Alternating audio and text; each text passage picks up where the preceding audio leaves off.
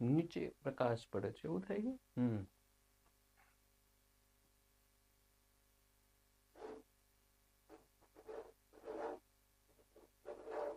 હવે તોય થોડોક છે, ચાલો વાંધો નહીં.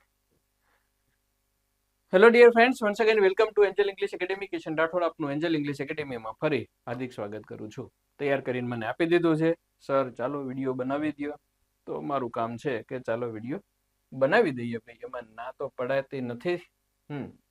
આપણે અગાઉની વિવિધ પરીક્ષાઓના પેપરના સોલ્યુશન્સ લઈએ છીએ વિડીયોના મારફતથી. બાકી તો મેં તમને આપી દીધા છે સમજૂતી સાથે. તમને વાંચીને સ્ટડી કરવાની ઈચ્છા થાય તો એન્જલ ઇંગ્લિશ એપ્લિકેશનમાં આવી જાઓ. ત્યાં ડિટેલમાં આપેલું છે આખું પેપર.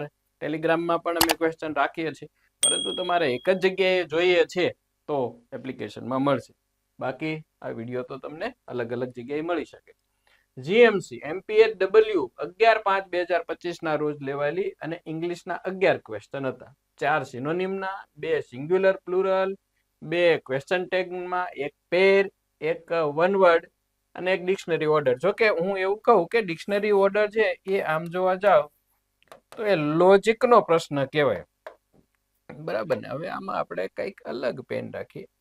હા, કલર ઉપર આવે. ઓકે, લોજિક, તર્ક, કારણ કે એમાં કોઈ ગ્રામર સાથે કનેક્શન નથી, પણ તેમ છતાં આપણે ઇંગ્લિશમાં લઈએ છીએ, કંઈક નવું મળશે. ઓકે, 2026માં એન્જલ ઇંગ્લિશ એપ્લિકેશનમાં કયા કયા પ્રકારની વિવિધ ઓફરો છે, ચાલુ છે, જે બાકી છે એ કેવી આવશે વગેરેની માહિતી માટે તમારી બોર્ડ સામે એક સ્ક્રીન છે. પરંતુ આનો પણ મેં વિડીયો બનાવેલો છે અને YT YouTube ઉપર છે. ઓકે, અમારો સંપર્ક કરશો, અમે તમને ડિટેલ આપીશું. જે મિત્રોએ ઇન શોર્ટ તમને એક જ મિનિટમાં કહી દઉં તો કોઈ પણ પેકેજ કે કોર્સ લીધો છે, કોઈ પણ પેકેજ કે કોર્સ લીધો છે અને હવે તમે એમાંથી ફૂલ એપમાં આવો છો, તો કોર્સ અને પેકેજની પ્રાઇસ છે એ બાદ કરીને અમે તમને ફૂલ એપ્લિકેશનમાં કન્વર્ટ કરીશું. 2025માં લીધેલું હશે તો એના માટે ટાઈમ લિમિટ છે જાન્યુઆરી. ઓકે, 2026માં લેશો તો મેક્સિમમ 7 days ની અંદર તમારે કરવાનું રહેશે. નહીતર તો શું થાય, ઘણા જે પેકેજ 2 મહિના 3-6 મહિનાની વેલિડિટી, 5 મહિના પેકેજ લઈને પછી કે ફૂલ એપ્લિકેશનમાં કરી નાખશું, એવું બધું થવાનું નથી. પણ ફાયદા માટે છે તમારા. ઠીક, ચાલો ક્વેશ્ચન નંબર 1 તમારી સામે આવી ગયો છે, પરીક્ષામાં પૂછાયેલા છે ને સાચા જોડકા જોડો. શું છે, ઘણી વખત હવે જોડકાઓમાં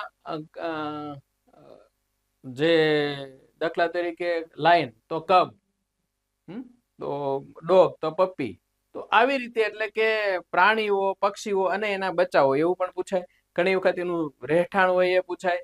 કાઉઝ તો PEN એનિમલ્સ હોય, દાખલા તરીકે ટાઈગર્સ છે અથવા તો લાયન છે તો એ ડેન એટલે કે ગુફામાં રહેતા હોય, એવું પૂછાતું હોય છે. બર્ડ્સ હોય તો નેસ્ટમાં રહેતા હોય.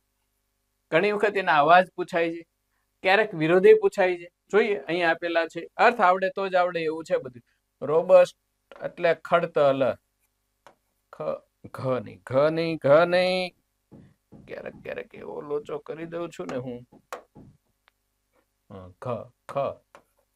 ખડતલ એટલે મજબૂત, એકદમ સ્ટ્રોંગ, મતલબ સ્ટ્રોંગ. ગ્રેજ્યુઅલ એટલે ક્રમશઃ, ધીમે ધીમે આવતું, સ્લોલી, ક્રમશઃ આવતું હોય. મૌન, ઓહો, વિલાપ કરવો. શું કરવું, દુઃખથી વિલાપ કરવો. વિલાપ હંમેશા દુઃખદ જ હોય. અને કન્ડેન્સ એટલે શોર્ટન, ટૂંકું કરવું. હવે કયાના અર્થ આવડે તમને? એક્સપાન્ડ ના આવડે છે? એક્સપાન્ડ એટલે આપણે એમ કહીએ કે અમારા ધંધામાં એક્સપાન્ડ કરવું છે, મતલબ વાઇડન, વિસ્તારવું છે. વીક એટલે નબળું. એબ્રપ્ટ એટલે ફાસ્ટ, જલ્દી, ઝડપી. અને રિજોઇસ એટલે એન્જોય ટૂંકમાં મજા કરવી. હવે જોઈ લો તમે કયું કોની સાથે. ખડતલ તો એની સાથે આપણે વીક લઈ શકીએ. પછી ગ્રેજ્યુઅલ ધીમે ધીમે આવતું હોય તો એબ્રપ્ટ ફાસ્ટ આવી શકે. મોન તો રિજોઇસ અને કન્ડેન્સ તો એક્સપાન્ડ. આ જ ક્રમમાં ઘણી વખત પૂછે છે. એટલે પહેલાનું બી, બીજાનું સી, ત્રીજાનું ડી અને ચોથાનું એ પાછું એ ક્રમ. એવો કયો ક્રમ છે આમાં જોઈ લો. એવો એ ની અંદર છે એમાં બી, બીમાં સી, બીમાં સી, ત્રીજામાં ડી અને ચોથામાં પાછું એ પૂછાયેલા છે. ચાલો નેક્સ્ટ ક્વેશ્ચન. થોડુંક ઉપર રાખ્યું હોત તો સારું. Which of the following is not a synonym of grief. ઘણી વખત એવું હોય છે કે આ નોટ દેખાતું નથી, સિનોનિમ ખાલી જોઈ લીધું અને ફટ દઈને ગ્રીફ એટલે પેન, હા ઓકે એ ઘૂંટી નાખ્યું, બીજા વિકલ્પો ન જોયા. એટલે એવું ન કરો. ગ્રીફ એટલે દુઃખ, સોરો, પીડા, પેન વગેરે. એ આ જો આ સોરો, એગ્ની, પેન એ બધા એના સમાનાર્થી છે. કયું નથી એ જોવાનું. એટલે વિકલ્પો તો જોવા જ. Happiness is the correct answer અને પૂછાયેલા છે. ઓકે ચાલો next. Give the synonym of voracious. આ પૂછાયેલો છે. છાછે ઇંગ્લિશ બુકમાં છે જ વોરેશિયસ. ખાવ ધરો. શું કહેવાય એને? ખાવ ધરો. ખાવ ધરો. ડિવાઉડ. ડિવાઉડ. ખાખા જ કરતો હોય એવું. અથવા તો જાજુ બધું, અથવા એક ધારું એને ભૂખ જ લાગ્યા રાખે. ઘણા લોકો એવું હોય કે એની જે છે ને સેટિસ્ફેક્શન ન થાય, તૃપ્તિ ન થાય, એને જોઈએ ખાવા જ જોઈએ, ખાવા જ જોઈએ. ઓકે. ઓડેશિયસ બ્રેવ. બ્રેવ કરેજિયસ બહાદુર. રેવેનસ એટલે શું કહેવાય હંગ્રી ટાઈપનું. હંગ્રી ભૂખ્યો અથવા તો ઓછું ખાવા વાળું એમ. તો that will be the correct. એટલે એ તો એનું સિનોનિમ્સ. સમાનાર્થી પૂછ્યું છે. Ravenous. Give the synonym of voracious. ના બરાબર છે, એ જ આવશે. હંગ્રી નહીં, ખાવધોરું જ થાય. એ અતિશય ખાનારું. અતિશય ખાનાર. હા બરાબર છે. એસેન્ડિંગ એટલે ચડતા ક્રમમાં. અને ટેન્જીબલ એટલે મૂર્ત હોય ને એ, જેને આપણે અડી શકીએ, જોઈ શકીએ, પેલું કરી શકીએ, એવું બધું હોય એનું. સો સિનોનિમ છે, સોરી એન્ટોનિમ નથી. Ravenous. That is the correct answer. ચાલો next. That which can not be rubbed off. Single શબ્દ આપવાનો છે. ખબર હોય તમને આ પાક સિંગલ વર્ડ છે ને મિત્રો, એ 4 ઓપ્શન નહીં. આમ તમને ડાયરેક્ટ આવડતો હોય the person who doesn't believe in god, તો એમ ખબર જ હોય કે atheist. The person who believes in god, theist. પછી ગવર્મેન્ટ જેટલા પ્રકારોની છે, તો એ ગવર્મેન્ટનો આખો વન વર્ડ આવે, તમને એનો જવાબ આવડવો જોઈએ 4 વિકલ્પો જોયા વગર. એટલે શું થાય? That which can not be rubbed off એટલે ફટ દઈને આમાં ખબર પડી જાય કે કયું આવે એ. Right. The person who can not be improved, who can not be changed, જે વ્યક્તિને સુધારી ન શકાય એવું આપણે રીઢો કહીએ છીએ, તો એમાંનું પણ આમાંનું એક છે. The thing which can not be eaten or the thing which is not eatable, જેને ખાઈ ન શકાય એવી વસ્તુ, તો પણ આમાં પણ એક શબ્દ એવો છે. જોઈ. એડિબલ એટલે ખાદ્ય. ખાદ્ય. અને ઇનએડિબલ એટલે અખાદ્ય. રબેબલ, આવો સ્પેલિંગ કોઈ ઇંગ્લિશમાં નથી. ઇનડેલિબલ, ડેલિબલ અને ઇનડેલિબલ. ડેલિબલ એટલે જેને આપણે આમ ભૂસી શકાય એવું. ઇનડેલિબલ એટલે કાન્ટ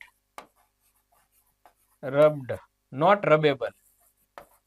નોટ રબેબલ એવું. ઇનકોરિજિબલ એટલે રીઢું, જેને આપણે સુધારી ન શકીએ તેવું. તો ઇનડેલિબલ ઇઝ ધ કરેક્ટ આન્સર. એટલે બધાયના કહેવાનો અર્થ એ છે કે તમારે શબ્દ સમૂહ માટે એક શબ્દ જે અગાઉની વિવિધ પરીક્ષાઓના છે એ વન વર્ડ, સિનોનિમ્સ, એન્ટોનિમ્સ એ બધા તૈયાર જ કરી નાખવાના. પૂછા એટલે ફટ દઈને ખબર હોય.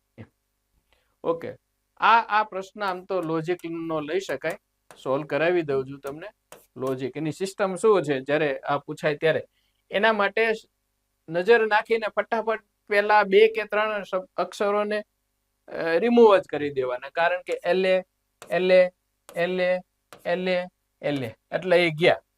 હવે અહીંયા કયું છે સી, ઓકે સી. અહીંયા કયું છે એમ, લખી નાખો. અહીંયા કયું છે સી, આમાં કયું છે એમ, અને આમાં કયું છે જી. હવે ડિક્શનરીમાં જાવ તો પેલું કયું આવે? આ સી વાળું પેલું આવે. હવે સી માં પણ આમાં હવે બીજું છે એ સીયુ, અને આમાં છે સી ક્યુ. તો યુ પહેલા આવે કે ક્યુ પહેલા આવે? ક્યુ પહેલા આવે, મતલબ ત્રીજો અક્ષર પહેલા આવે. પછી આ સી વાળો જ આવવાનો છે એટલે પેલો આવે. પછી હવે પછી જી વાળું એટલે 5 આવે. હવે એમ વાળા જે આટલું બધું જોવા નહીં જવાનું, તો શું કરવાનું? વિકલ્પ તરત જ જોઈ લેવાના. 3-1 વાળો વિકલ્પ છે? હા છે. ઓકે, તો આ બે તો ગયા. 3-1 છે, ઓકે 3-1, પણ 2 માં હતું એટલે 2. ઘણી વખત એવું છે કે એક જ વિકલ્પ એટલે એક જ આંકડો છે એ આગળ આપેલો છે એટલે જવાબ મળી ગયો, જોતું જવાનું એ. ઓકે, પછી 5 એટલે કે B is the correct answer. ડિક્શનરીમાં તમે જોવા જાવ તો આ જે 3, 1, 5, 2, 4 ને ગોઠવો એ રીતે જવાબ આવશે. ચાલો નેક્સ્ટ. સેમ ક્વેશ્ચન પૂછાયેલો છે અથવા તો આના જેવા પૂછાયેલો. Okay, give the synonym of to inquiry. Inquire, પૂછપરછ કરવી, પૂછવું, પૂછપરછ કરવી. આના માટેનો સમાનાર્થી જોઈએ છે. ઓકે, તો સમાનાર્થી માટે કયો લેશો? સેમ ક્વેશ્ચન પૂછાયેલો છે ગુજરાત ગૌણ સેવા પસંદગી, બીએમસી માં પૂછેલો છે, એટીડીઓ માં પૂછેલો છે. બરાબર. કન્સર્ટ એટલે શું? કન્સર્ટ એટલે સંવાદ. કન્સર્ટ એટલે એ થાય કન્સલ્ટિંગ કરવું છે, સંવાદ કરવા છે. અથવા તો પતિ પત્ની, પતિ કે પત્ની માટે પણ આ શબ્દ વપરાય છે. રિસ્પોન્ડ એટલે તમારે સામે રિપ્લાય કરવાના અર્થમાં આવ્યો. એ રિપ્લાય કરવાના અર્થમાં આવ્યો. વાઇપ આઉટ મતલબ રબ ભૂસી નાખવાના અર્થમાં આવ્યું. અને ઇન્ટ્રોગેટ એટલે ઇન્ક્વાયરી કરવી, પ્રશ્ન પૂછવો. To ask a question means to inquire or to interrogate. That is the correct answer છે. ચાલો, પ્લુરલ ઓફ રેશિયો ઘણી વખત પૂછવું છે. જ્યારે મિત્રો પાછળ આઈ અને ઓ આવે તો એસ લગાડીને બહુવચન કરી દેવાનું, સાદું અને સિમ્પલ. કયો વિકલ્પ છે? એવો બી, and that is your correct answer. થઈ ગયું. 10 સેકન્ડ પણ ન થઈ અને ક્વેશ્ચન છે સોલ્વ થઈ ગયો અને તમને સમજાય પણ ગયો. પૂછાયેલો છે કઈ કઈ? ગુજરાત ગૌણ સેવા પસંદગીની છે ને બધાની? હા, એમાં જ પૂછેલો છે. ચાલો. 8. What is the nearest meaning of the devour? Devour એટલે પણ ડિવાઉર એટલે હમણાં આવ્યો હતો ને એ વોરેશિયસ, ખાઉધરો, ખા ખા કરે, એ ખા ખા કરે, બહુ જ ખાયું. હવે આપેલા વિકલ્પોમાં ટુ વોક સ્લોલી, ધીમે ધીમે ચાલવું, રન નહીં walk, to destroy completely, terminate કરી દેવું, to speak politely, humbly, speak humble, નમ્રતાથી બોલવું, ટુ ઈટ ગ્રીડીલી, અતિશય ટૂંકમાં ખાવું. તો D is the correct answer, ખાઉં ધરું. વોટ ઇઝ ધ, હા, આ વન વર્ડ છે પણ ઉલટી રીતે છે. Clear? Next, give the plural of axis. આવા પણ ઘણી વખત પૂછ્યા છે અને તમારા માટે પ્રશ્ન મારો એ પણ રહેશે કે આ એક્સિસ જેવા અન્ય શબ્દો શોધી અને મને આપો. આ આઈએસ છે એનું ઈએસ થાય બહુવચનમાં. અન્ય એવા કયા શબ્દો છે કે જેનું બહુવચન આ સેમ સિસ્ટમ થી થાય? થીસિસ ને એનાલિસિસ ને ઘણા બધા છે. હાઇપોથેસિસ હું તમને આપતો નથી, તમે સર્ચ કરો તમારી જાતે અને લખો. તો બી will be the correct answer. આ એક્સરસાઇઝ ને બાકી બધા છે એ ખોટા છે, સ્પેલિંગ ખોટા છે અથવા તો જવાબ ખોટા છે. શું નિયમ છે? આઈએસ છે ત્યાં ઈએસ થયું, બધામાં નહીં પણ બહુ ઝાઝા બધા સ્પેલિંગમાં થાય છે આવું. આવા બધા ઇરેગ્યુલર શા માટે છે? ઇરેગ્યુલર પ્લુરલ શા માટે છે? અથવા તો ઘણી વખત વર્બ માં આવું શા માટે છે? એનું કારણ એ છે કે અંગ્રેજીની અંદર પ્રોનાઉન્સિએશન, ઉચ્ચારમાં પણ આવું. અંગ્રેજીના પોતાના તો બહુ જ લિમિટેડ વોકેબ છે. ઇંગ્લિશની પોતાની વોકેબ કેવી છે? લિમિટેડ છે. આ અંગ્રેજોએ બધાએ જે દેશમાં ગયા ને, ભારતમાં આવ્યા તો ત્યાંથી લીધા ને, બીજા દેશોમાં ગયા તો ત્યાંથી લીધા ને, તો અન્ય દેશોમાં જ્યાં જ્યાં રાજ કર્યું, રાજ ન કર્યું, તો અંગ્રેજીમાં જે સ્કોલર થઈ ગયા વિદ્વાનો થઈ ગયા, એ બધાએ શેક્સપિયર કે પછી એ બધાએ શું કર્યું, અન્ય ભાષાઓ તો જર્મન અને ફ્રેન્ચ તો ઓલરેડી ડેવલપ્ડ હતું, સંસ્કૃત ઓલરેડી ડેવલપ્ડ હતું જ્યારે અંગ્રેજીની ઉત્પત્તિ થઈ રહી હતી ત્યારે, તો એ ભાષાઓમાંથી શબ્દો ઉપાડી લીધા જેમ હતા એમ જ. એટલે કેમિકલ, મેડિકલ ટર્મ્સ, એ બધી જે વસ્તુઓ છે ને એ અંગ્રેજીની છે જ નહીં. એટલે આ બધું ઘણી વખત જે રીતે એનું બહુવચન બનતું એ જ બહુવચન લઈ લીધું. આ બધી ડિટેલ અમે ઇંગ્લિશ લેંગ્વેજના ઉદ્ભવમાં અને હિસ્ટ્રી ઓફ ઇંગ્લિશ લેંગ્વેજમાં સ્ટડી કરીએ છીએ, કરાવીએ છીએ. ચાલો. ઓહો, આઈ એમ એલ્ડર ટુ યુ કેટલી જગ્યાએ ટેટ ટાટમાં પૂછ્યું, બીએમસીમાં, જીપીએસસીમાં, ગૌણ પસંદગીમાં, આરએસયુ રક્ષા શક્તિ યુનિવર્સિટીમાં, ટેટમાં, જીપીએસએસબી એટલે પંચાયત વિભાગમાં, ડીજીવીએલ ના વિભાગમાં, એએમસીમાં કેટલી વખત પૂછાયેલો આ પ્રશ્ન છે. શું આઈ એમ ઓલ્ડર ટુ યુ એનું જ્યાં ક્વેશ્ચન ટેગમાં આઈ એમ નું શું થાય, આરન્ટ આઈ, અને બે આપ્યું હોય તો એન્ટ આઈ પણ આપ્યું હોય તો એન્ટ આઈ આરન્ટ આઈ, તો બે હોય તો એન્ટ લખવાનું, નહીતર આરન્ટ. જે બે ભેગા કરતા નથી બટ ન કરે નારાયણ, કરે સત્યનારાયણ, અને ભવિષ્યમાં પૂછે તોની વાત છે તમારા માટે. ચાલો નેક્સ્ટ. એટલે કે શું જવાબ થયું, ક્વેશ્ચન ટેગ નો છે aren't I. Last, open the door. આજ્ઞાર્થ, આજ્ઞાર્થ ઇમ્પેરેટિવ, આજ્ઞાર્થનું ક્યુટી ક્વેશ્ચન ટેગ શું થાય છે, વિલ યુ, દરવાજો ખોલો, શું તમે ખોલશો, વિલ યુ. ઓકે, ચાલો નેક્સ્ટ. ક્લિયર છે કઈ આગળ નથી? તો ધીસ ઇઝ ધેટ સિમ્પલ છે.